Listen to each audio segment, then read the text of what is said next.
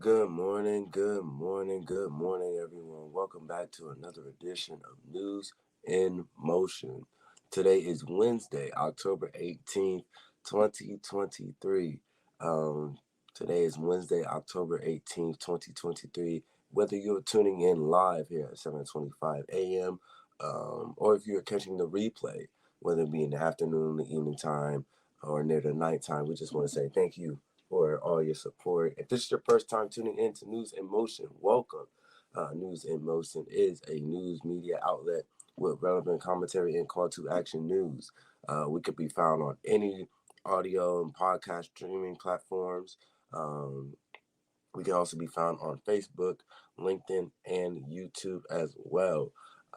Speaking of YouTube, shout out to Miss Marion Jackson, who's coming up in through YouTube.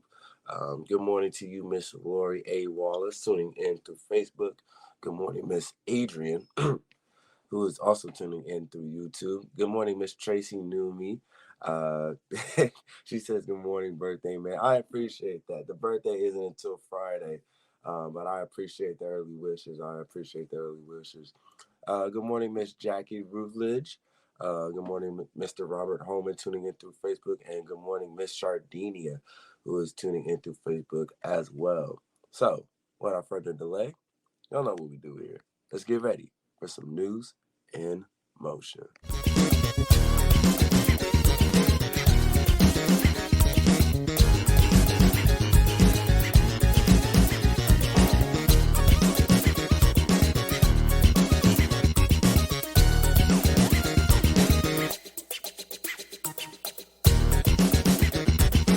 News in motion.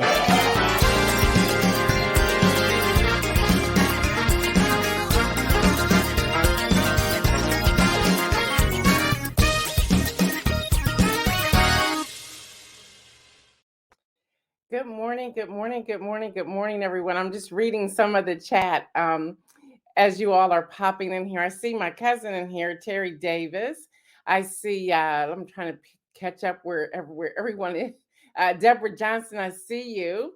She says she's still smiling about your interview yesterday, Isaiah. I see you. Good morning, Jeff Payne. Hester Jackson. Good morning to you again, Frank Clay Jr. coming in from LinkedIn. Thank you so much for hanging out with us. Adrian is loving this music. I love it too. Felicia Williams, good morning to you. And to my brother, good morning to you. Donita, I believe, is popping in here as well. So good morning to all of you. Good morning. Yes, y'all. I see you, Yvonne Gardner. Good morning to you. That interview yesterday was amazing. And again, it's going to be on the Politics and Prose podcast on Friday. So Gina, in her greatness, is able to pull it. And then we're going to make a few edits and post it up there so that you all can share it. So you won't have all the news around it. You would just have the interview and just share it with as many people as you possibly can. That will release on Friday at 7 a.m. I see you, Regina Shorts, coming in here as well. So good morning to all of you. Good morning, good morning, good morning. As Isaiah said, it is Wednesday, October the 18th, 2023, and we have a lot going on, y'all. We have a lot going on. So I understand that I will be trying to connect some of these dots towards the end of this morning's segment because I think that is so important. So, y'all, as you all know, on the whole thing has been now 10 days. The entire thing is extremely sad. A massive blast rocked Gaza City Hospital, packed with wounded and other Palestinians seeking shelter. They thought that would be the safe place to go, so that's where they went. But there was a massive blast yesterday, killing at least 500 people on yesterday. Really sad. The Hamas blames Israeli airstrike, while the Israeli military said the hospital was hit by a rocket misfired by the Palestinian militants. So we don't know. We're not there. We don't have the information there to know. Um, uh, Marion says, I see Hakeem Jeffries as the new Speaker of the House. Not yet. Not yet. He had 212, but not 217. The number there is 217. Good morning to you, Stephanie. So all of this is happening in Gaza City. Now, Associated Press is reporting that according to the health ministry, there's a lot of questions that are coming out. Now, Hamas claims that they are completely out of that. There are many tunnels that they're starting to look at. So if you're following anything, they're starting to look at tunnels to see if where people may be hiding, if hostages are down in those tunnels and whatnot, and the different arms and stuff and the military stuff they're finding. This tunnel connects Gaza to Israel underground from years ago. So all of that is happening now. Doctors in Gaza City face they're dwindling in medical supplies. They perform surgeries on the hospital floors yesterday, many without anesthesia. They said they were just trying to save people and to help people who have been wounded badly. The victims. I don't know if you saw any of the images. We will not show them here, but many of the images were just um, piled up bodies. I can't even imagine that. And they're talking about the fumes and the smells now, and they're running out of all types of supplies, including clean water. So a lot of prayer needs to go there. A lot of prayer needs to go there. Good morning, Dr. Antoinette. So I wanted to start there, but that struck with me. I'm going to get into the speaker for a moment, but I wanted to share what's happening around the world today because there's a lot of connections here. But before I get there, let me talk about the speaker update. Yesterday, the Republican representative Jim Jordan, he just he was like sucker punched. Like we're not voting for you. 20 Republicans said no. So they thought they were going to do a second vote at 7 p.m. yesterday evening. It didn't happen. And the reason that did not happen is because as they were trying to whip up votes, these votes were not going his way. They're not going. So they said, okay, we're not going to do that. So they're going to do one at 11 a.m. Eastern today. And they're saying that he has the votes. And you hear other people saying that he does not have the votes. So we don't know what's going to happen. So if he does not get the votes, they're saying they're not going to do a 15 ballot as they did before. So we got to just see this play out. Let's look. Now, Hakeem Jeffries did get all 212, just like he did all 15 ballots back in January. The question is, will people come over to support him so they can move on? That's a possibility. Not likely, but a possibility.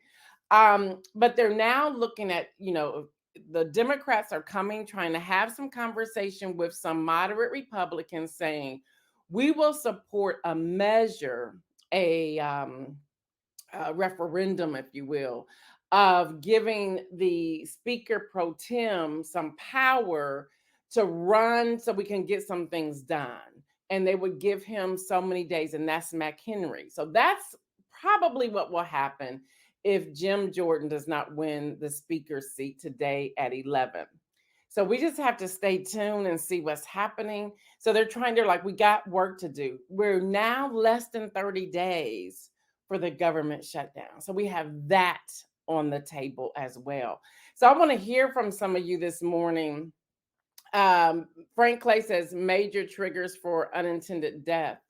But this is a war and killing of all kinds can be expected. The drama of the war is a trigger by itself. I agree with you. Good morning, Kim Edmondson. Happy hump day to you. And yeah, they know Jordan is a bad deal for the time. Yeah, they know that. Yeah, they know Jim Jordan is a bad deal. So all of this is coming out, y'all. All this is coming out. So with that, I'm going to go. If Isaiah, I don't see him in the green room, so we can't do that yet. But yeah, we have to vote. Oh, he just came back. So I want to go because there are still, although that there's early voting taking place right now for many people, they are still calling for poll workers. So we're going to show this quick video about poll workers, and then we're going to get into world news. So go ahead, Isaiah. Ready to help America vote? Working the polls on Election Day is a great way to strengthen our democracy right in your own community. Poll workers set up polling places, check in voters, and answer questions, and show us how to use voting machines. It's important. Any voter can file an application to become a poll worker, and most poll workers get paid. Because right now, America needs more election workers to volunteer. Learn more at helpamericavote.gov. So yeah, please help. You can go to powerthepolls.org, I believe. /news in motion to register as well. Again, that's powerthepolls.org /news in motion to become an election poll worker. So please pay attention to that, everyone. All right, let's get into some counsel on foreign relations. As we know, President Biden has landed into Israel. He's there to really show his support and try to figure out how things are going to come together. And we already have Jordan, not Jim Jordan, but Jordan backing out of this conversation. At 6:23 a.m. Eastern this morning, the pool, which is Joe Biden's media team, was gathered outside a hotel ballroom ahead of the meeting. I'm not for sure if that meeting has started or not. When last I checked, it had not started. Now, Egypt remains reluctant to welcome Palestinians seeking flee Gaza as Israel prepares for this retaliatory offensive against Hamas. So you have people pushing back too. Also, we have U.S. Secretary of State Anthony Blinken, who met with Israeli Prime Minister Benjamin Netanyahu for almost 9 hours on Monday, said that the United States and Israel are developing a plan. So we have that in place. I'm slow walking this, so I make sure I get it all out. Now, that's happening in that direction. Then we have Russians, President Vladimir Putin, I always say his name, Vladimir Putin, excuse me, arrived in Beijing on yesterday on his second known international trip since the International Criminal Court issued a warrant for his arrest. Now, he is due to attend a forum on China's Belt and Road Infrastructure Investment Program that begins today before meeting the Chinese president. Yeah, it's just crazy. Like, okay, there's a warrant, you go anyway, you want to talk about infrastructure. So that's happening. Now, the United States, I'm building here, signed a 20-year, $2.3 billion agreement to provide economic assistance to the Marshall Island. The deal chief's U.S. negotiator said on yesterday, the United States is responsible for the defense of the Marshall Islands and has exclusive military access to the Pacific nation. I'm still building. India's Supreme Court declines to legalize same-sex marriage.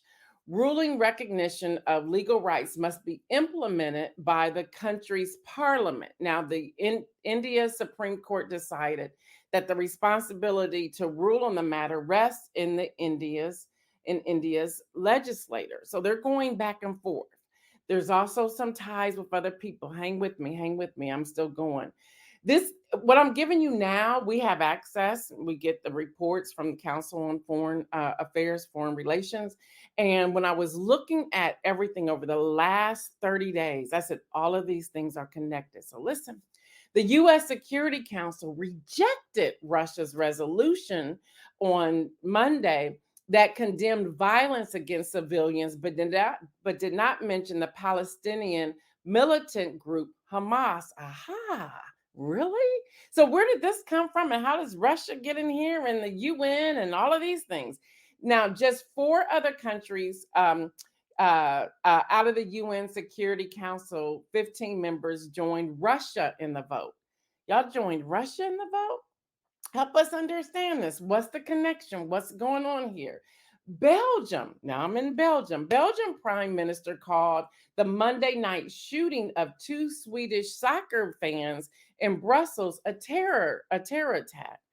Police shot the gunman. Now here's what's interesting. I've read a lot, and only the Council on Foreign Affairs gave this information first. And now that we are reporting it, now they want to talk about it. Let me tell you the rest of it. Police shot the gunman. Now that's how the news has been out there. No, they shot and killed the gunman just 2 hours later. You didn't hear any of that until just yesterday. Late last night, the different alerts were coming out. And I said, well, why didn't y'all tell us this 2 days ago?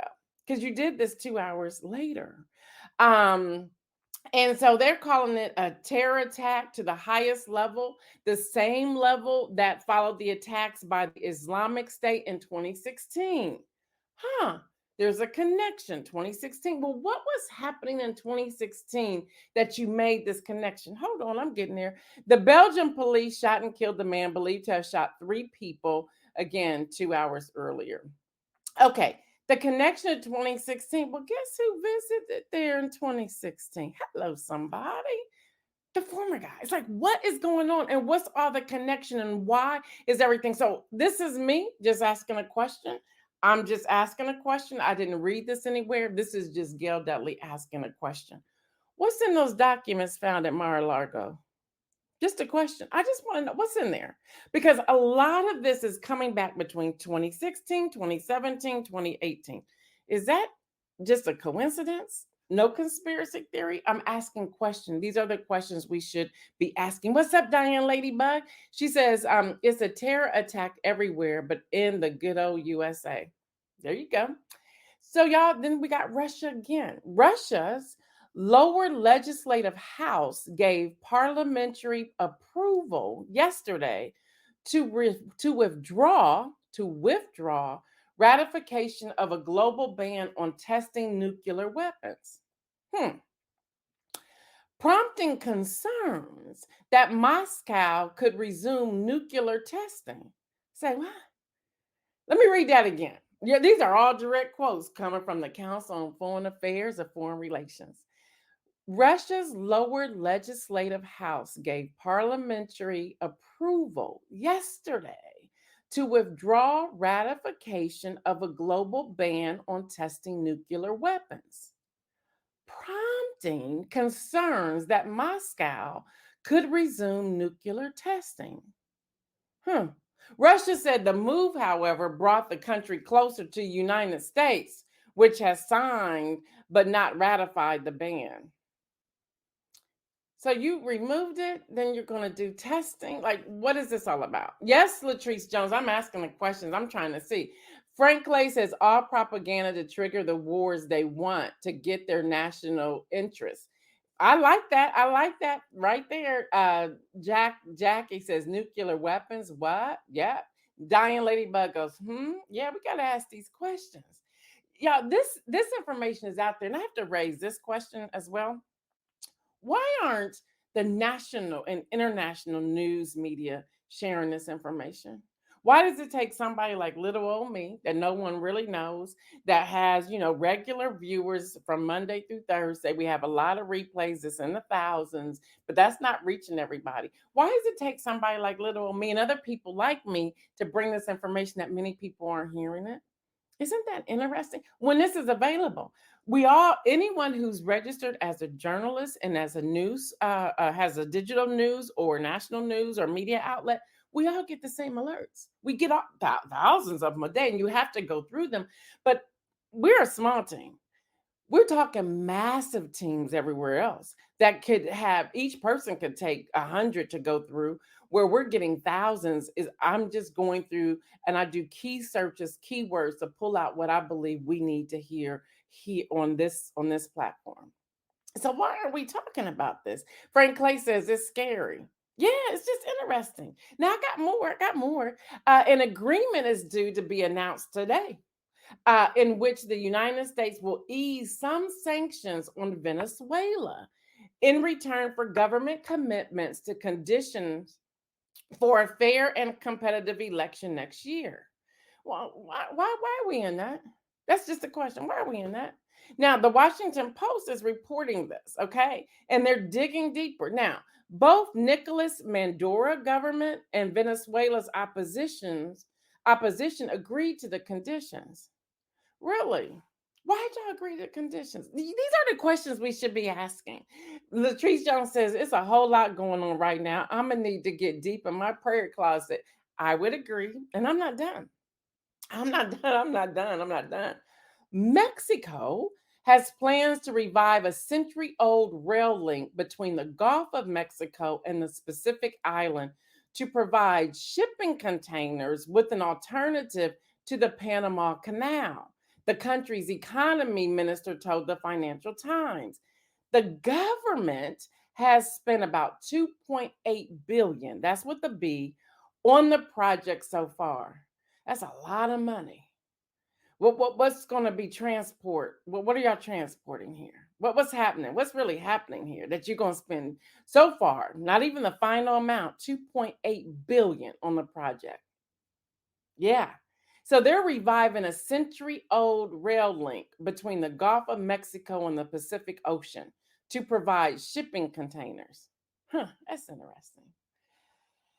So, as I shared yesterday, and today I have more details.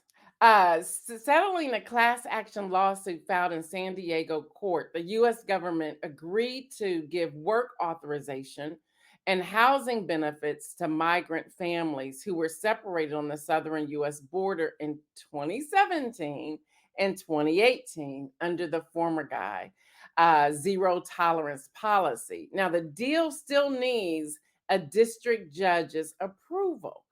I just want to remind y'all of something. The reason I'm sharing this again today, because yesterday, although it had been out there for a few days, all these details weren't in here. And what happened was there's journalists who are called investigative journalists that they keep investigating until they get to the bottom of it because it did not sound right. Even when I was sharing it with you all yesterday, I was like, there's something missing out of this. Something's not here. Well, now we know. 2017, 2018, they're going to give housing benefits to the migrant families who were separated, and the deal still needs a district judge's approval. Well, why didn't y'all say all that the other day? Why did somebody have to dig into this? These are the questions we must ask. Kim Edmondson says, deep sister, listen, we got to keep going. So y'all know what I like to do here. I like to connect the dots and I like to ask questions. So I decided to formulate some questions for us to have a discussion. How y'all like that? This Wednesday, not necessarily Wednesday workshop, but we're going to dig deep together. Now, questions to ponder. And I was just thinking about it. I said, I'm connecting the dots myself. I said, okay, we have the war in Ukraine and Russia. Now, although that's somewhat intensifying, and y'all know they were able to get 20 children back from Russia back to Ukraine. There was some negotiation that took place. I don't know if y'all been following that, but Ukraine is saying there's about 20,000 children over in Russia that they took hostage and captured. Well, why aren't we still talking about the 20,000 children? Is that the right number? Just like in Israel and Hamas, we were talking 150 hostages. Well, we found out the other day it's 199 hostages. And then yesterday, someone went up to 203 hostages. So what's the number? And why weren't you able to identify that number ahead of time? What's really going on? How did you know exactly how many Americans were there, but you did not know how many hostages? How did we know that there were so many American hostages, but we don't know the number of hostages? A lot of questions we have to ask. So I was connecting that dot there. So are we silencing the Ukraine and Russia rhetoric and conversation and what's going on with that war and focus all on Israel and Hamas? What's the exchange there? Questions. What about the hate crimes? We had a 6-year-old little boy here in the United States. 6-year-old. What other hate crimes are here? Domestic terrorists right here in the United States. What about hunger? Where does hunger play into this? We have global citizens. Y'all should follow them if you have not began to follow them. Understand this whole global piece and the number. We're no longer talking as we are here on News Emotion talking about hunger, but your hunger is cutting, and there's a lot of food deserts. There's some right here in Central Ohio. Hello, somebody. There's a lot of food deserts that we're not talking about. Then we have lack of human rights. That's why we have on ballot measures this November all over, and they've been happening since 2020, or actually 2019. We're having all of these human rights, especially when it comes to women's bodies, human rights, just basic human rights. Why are we even having that on the ballot? Why are we even discussing that? So we got human rights. We have domestic terrorists, and the mountain is continuing to be built. Okay, so I started to ask myself this: what questions should we be asking as citizens, even with the global turmoil and everything that's happening? Is number one, is a very complex issue, and what we want to do, we try to separate everything, but y'all, all these dots are connecting. Every dot is connecting. Because no matter where I'm looking, I'm seeing 2016, 2017, I'm seeing 2008. Let's be honest about it. I'm seeing 2009. I'm seeing things, and I'm like, well, we were talking about this here. Now they're talking about it here. This went silent for about 3 years. Now it's back. What are the connections? And where do we fall as citizens? And how do we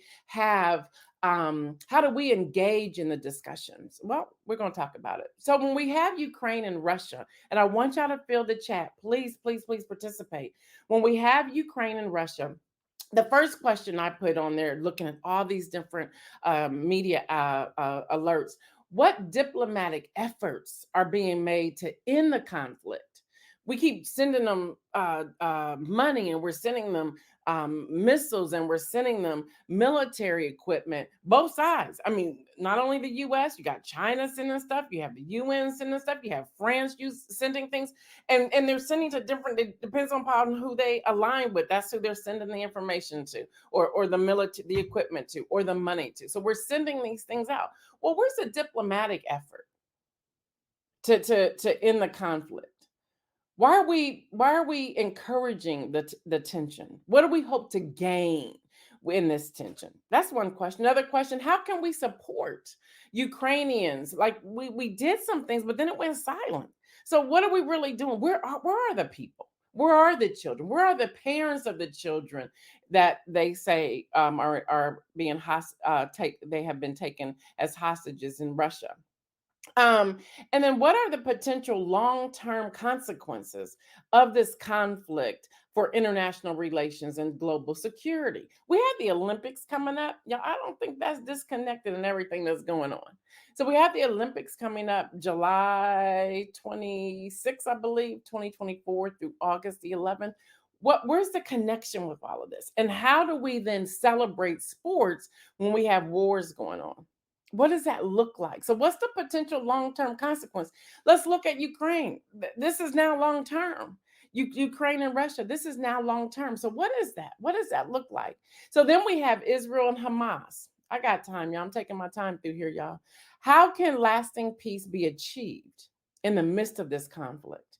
We're praying for peace. We're calling for peace. But how can peace be achieved? Jackie says, who's getting the big bucks from the arm deals?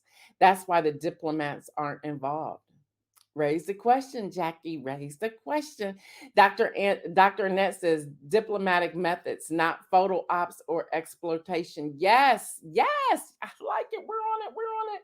So, y'all, lasting peace. Another question with Israel and Hamas that I come up with.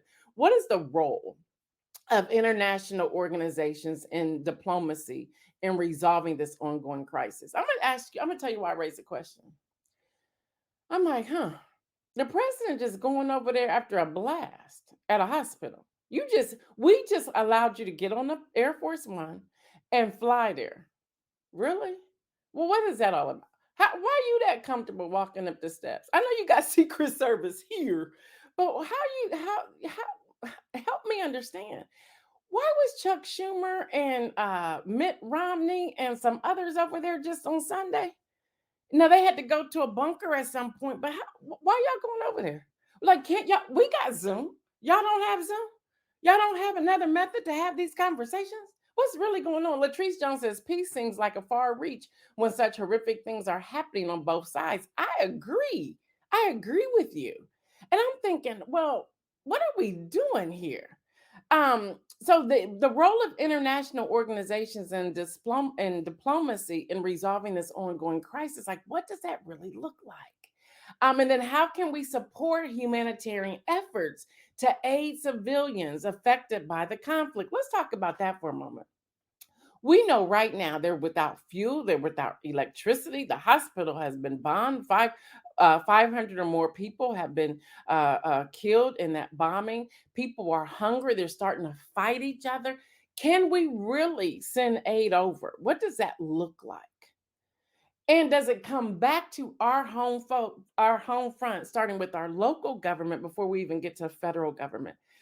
and understanding the connection. And y'all know I love this. I love this. I love this because I think there needs to be some sound-minded people raising these questions and being at the table having these conversations, because that's what's going to make the difference. Because here we have just chaos in the house. The house is on fire. I know y'all say the roof, but the house is on fire. Okay, it's complete chaos. So they do have to do something. They need a speaker. God, please don't let it be Jim Jordan. But they need a speaker. They need some action. Something needs to take place. They need to give more power to the speaker pro tem, which that is probably the likely solution at this moment. But there's some needs to take place. But the chaos is happening all at the same time. That should make us go, what's really happening here? All right. So then we have hate crimes. What can be done to combat hate crimes and promote tolerance and diversity in our communities? We can have workshops all day long, but how do we combat these hate crimes? Again, I think it goes back to our elected officials. Yeah, I do. Have y'all noticed something? Um, and I was going back through different news alerts. Have you all noticed that we're not really talking gun control, and there hasn't really been any of that for a moment, but it's now turned to hate and the crimes with hate and the military action. Have y'all noticed that? There's a different type of violence that's coming about. So it's almost as if we're silencing the guns, but we're using other means. The bullying, all of those types of things are happening right now. So how do we combat this hate crime? How can we address the root cause of hate and prejudice? What does that look like? What is that going to take? How do we surrender our rhetoric and have real conversation and be quiet and still and receive and listen to what people are saying and truly understand how they are feeling? Okay, what does that look like? How does that sound? And then what role does education and awareness play in reducing hate crime? And I'm going to throw another one in there, even within our own individual communities or ethnic groups. Hello, somebody. Our cultural groups, the hate, how we are we dislike each other for no it's like why do you not like that person? What's really going on here? What's the root cause of some of these things? These are the conversations we should be having everywhere. We should be having these conversations at our schools, in our town hall meetings, in our churches. Hello, we should. And have the not make it feel good and look good, but get to the root, like what's really going on. Is it tied to the lack of food? Is it tied to the lack of good benefits, healthcare? Is it tied to the economy? Is it tied to housing? Is it tied to, you listed out there? What is it tied to? Y'all, it's tied to something. They're not just in chaos in the house just because. There's something else going on for the reason of the chaos. It's just, we got to get to the root of this. I'm telling y'all, I need to run, but I won't run. I won't do that because I think you get sucked in over there. And then hunger and lack of human rights. Let's go there. How do we address the root cause of hunger and work towards global food security? What does that look like? Seriously, and how do we get there? What steps can be taken to promote and protect human rights worldwide? Who's listening to people who have some of these questions? How can the government and international organizations collaborate to address this worldwide issue of hunger? What does that look like? Um, Wow, let's see. Latrice Jones says, President of the United States should not be in an active war zone. That's just stupid. Well, there's that. Dr. Annette says, yes, how can we really help civilians without interferences? Jeff Payne says, truly, what's going on for real? Jackie says, Satan is having his way in the world. Latrice says, there is a forum on teens and gun violence today, 4 to 6 o'clock at the main library in Columbus. We should go and ask the darn questions. Listen, we should ask the darn questions. We should. Then we have domestic terrorism. How can we prevent and counter domestic terrorism while protecting civil liberties? You know, and I think the reason I wrote this question this way, I think we try to have one without the other. I think these two go together.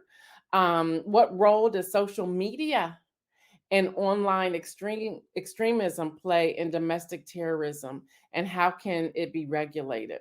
So even social media, I think about the owner of X, formerly Twitter, and the disinformation that has become a part of that platform has gone through the roof.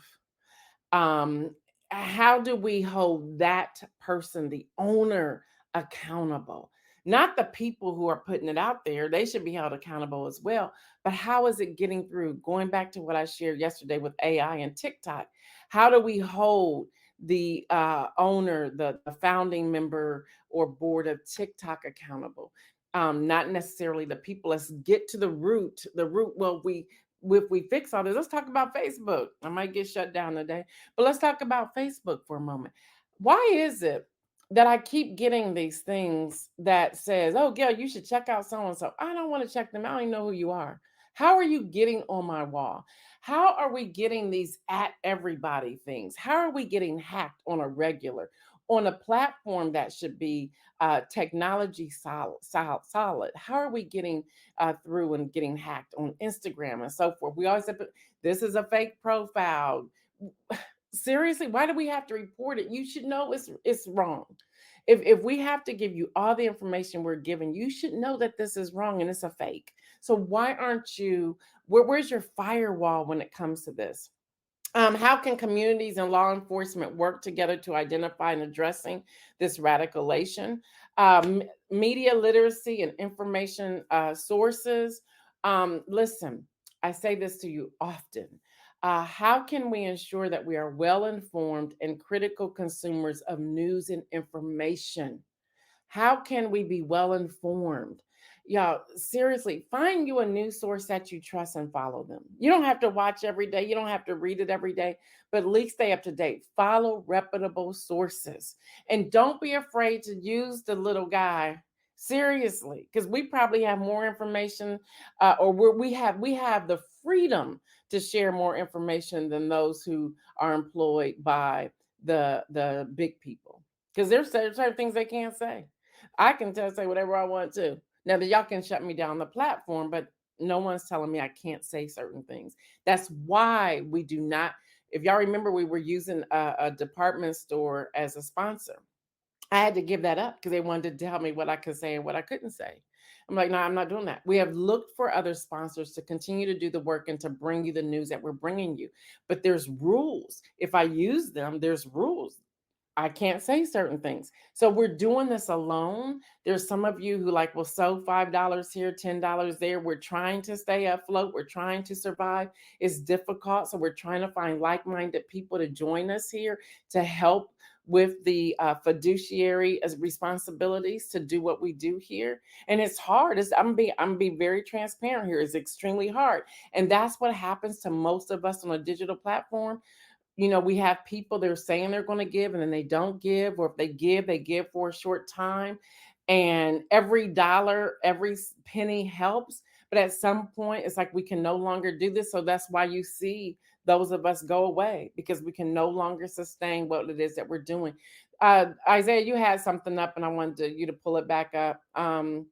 Facebook also interfering with freedom of speech and patrolling and snatching things down that don't support their beliefs. That's happening too. People are going to Facebook jail. Pastor Alex, good morning. He says the only cure for hate is agape. Agape love, y'all. Agape is countercultural and can be seen as big counter Maslow's hierarchy of needs. There's that. Yeah. It's about control. So we have that. How do we foster healthy and respectful discussions on these complex issues? That's a conversation we should have. And then global cooperation. How can the United States and other nations collaborate to address these global challenges?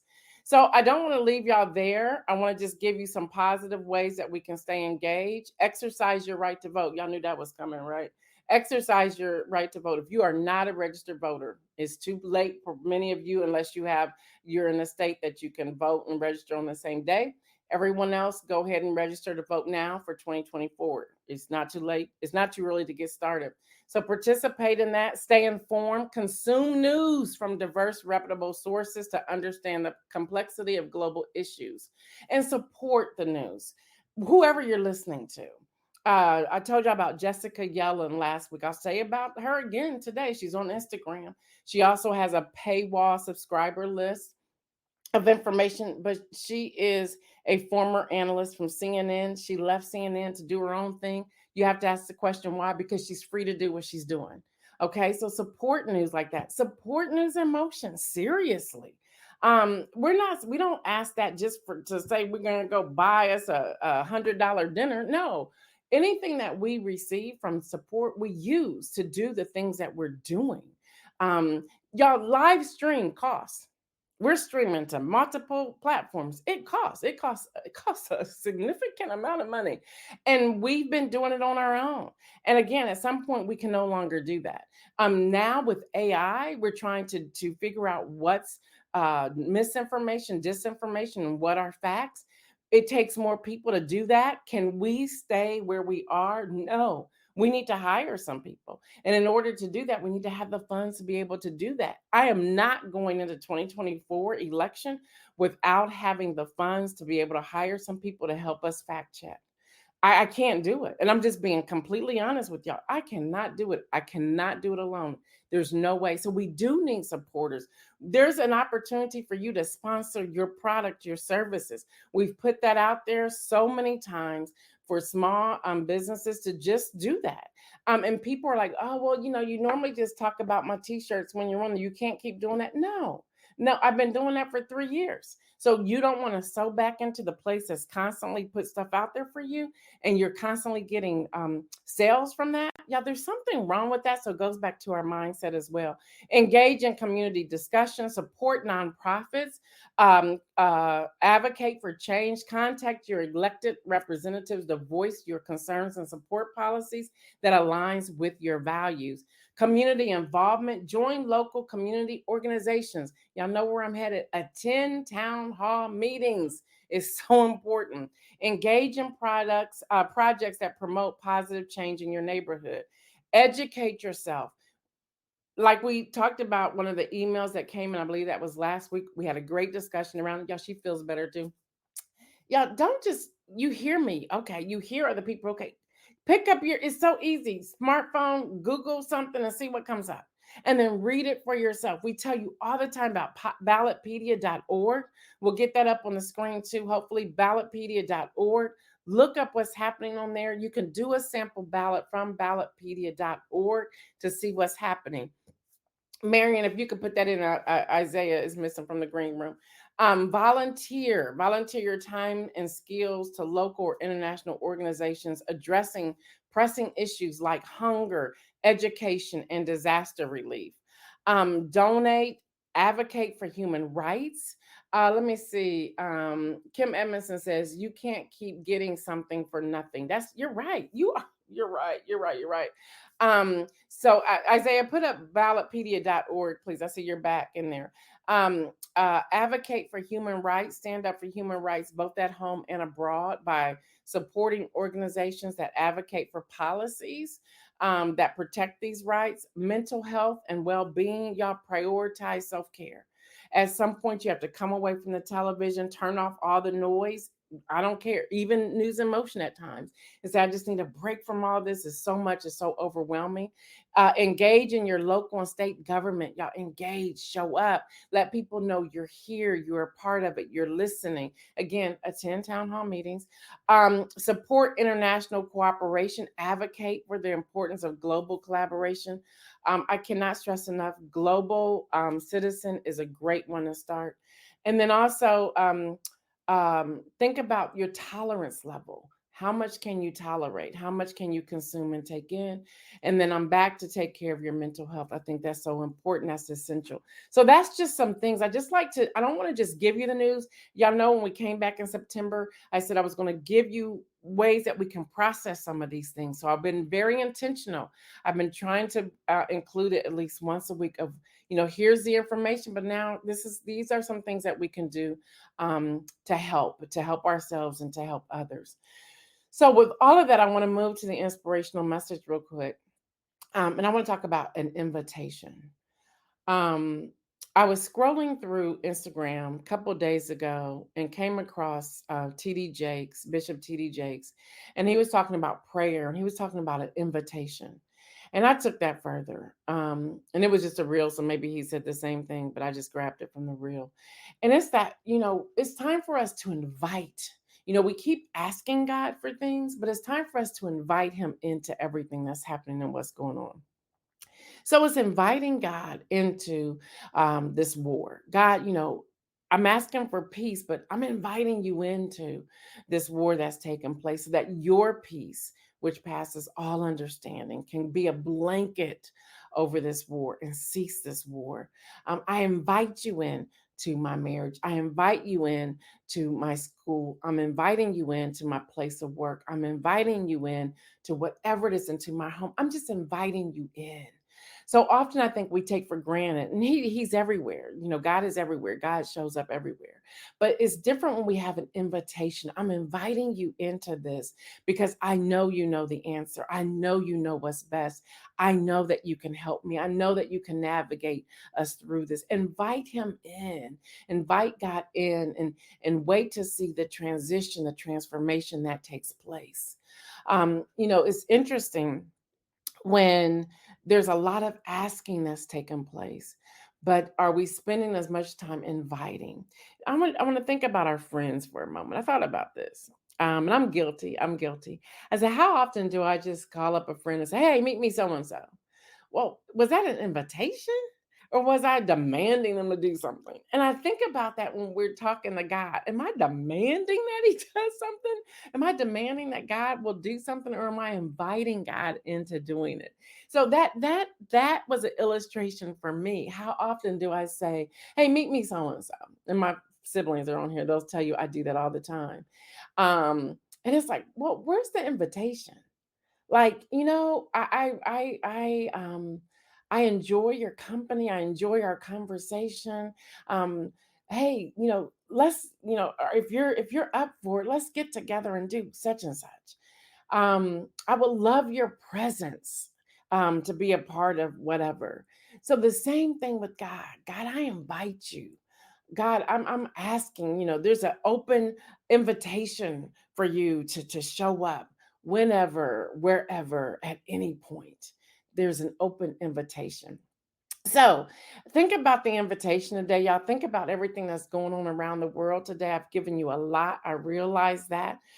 Be in prayer. We have that vote at 11 o'clock today if they move forward with it. Pray for the president of the United States who's over in Israel right now. Pray for all the pool. They're called a pool, who are they are the reporters and journalists.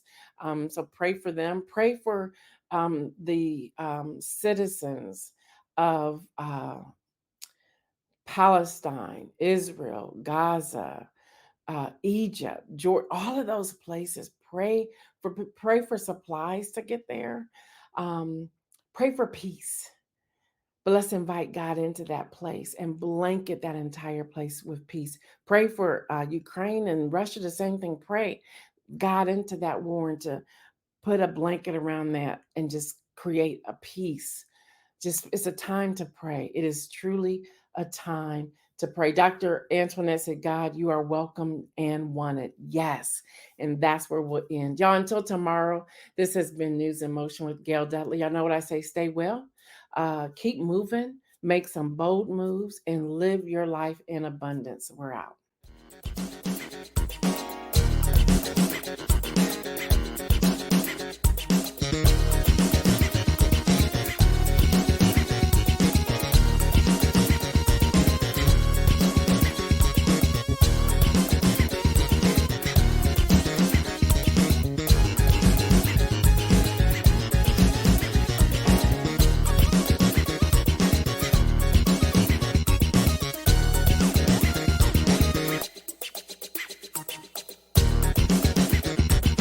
News in motion.